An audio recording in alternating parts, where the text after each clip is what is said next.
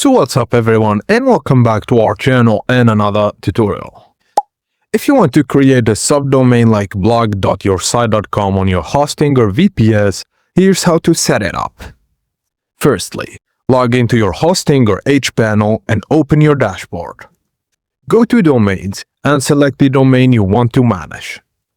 Open the domain's DNS or DNS zone editor settings and look for Add Record or the option to create a subdomain. Enter your subdomain name such as blog. This will create blogyoursite.com. Enter the destination such as your VPS IP address, if required by your setup. Now save the DNS record and follow some time for the changes to propagate. And that's it. Once DNS propagation is complete, your new subdomain should point to your VPS. If this video was helpful, please don't forget to like it and subscribe to our channel for more web hosting tutorials.